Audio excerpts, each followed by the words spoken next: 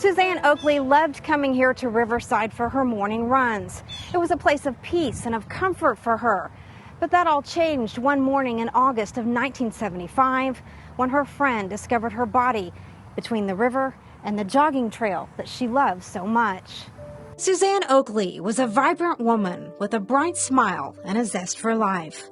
She was loved by friends and family, including her best friend and co-worker, Jean Winfrey. After learning that I cover cold cases, Winfrey reached out to me to see if I would feature her best friend's tragic murder and the continued search for a suspect. We were having Sunday lunch about 2 weeks ago, and my son-in-law said, I need to call Sharon Phillips. I think he'd been watching cold cases, and he knew that it had been almost 50 years since we lost Suzanne. It was August 27th, 1974, and Suzanne Oakley left to go on her morning run, stopping briefly to have a quiet time.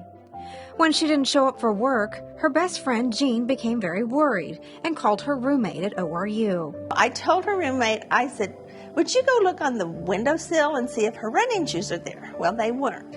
And so probably by 9 or 10 o'clock, I just walked across the plaza from City Hall over to the police station, and I wanted to report a missing persons. Her heartbreak deepened when she later found out the devastating news. They said, we found Suzanne. And I went, oh, and they go, she's with the Lord. Oh, then I think I just dropped to my knees. I could not believe it, that it was reality. And of course the policemen were with them, and Mike Huff was the detective, and they took me down to the police station, and I answered a lot of questions, and then was just hopeful, that they could find the suspect. Tulsa police say Oakley had been beaten, stabbed, and sexually assaulted.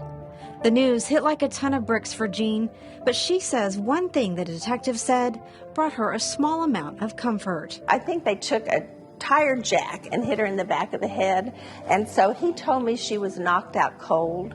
And he said a lot of time victims have, stuff under their fingernails trying to fight, or their hands are clenched, and he said she was just so relaxed, and he said she never really knew what happened. For Jean, the aftermath was a terrible journey. Actually, I think for 2 years, I walked around like a zombie. I think I was just still in shock. The women shared a profound bond, a kindred spirit that she says made the loss feel personal and piercing. I then just began looking over my shoulder all the time, everywhere I went.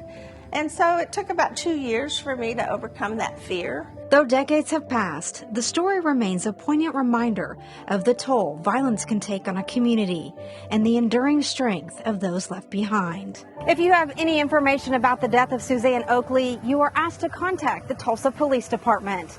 Sharon Phillips, 2 News, Oklahoma. Your voice matters to us, and we're here to listen. If you have a cold case you'd like Sharon to feature, email us at coldcase@kjrh.com.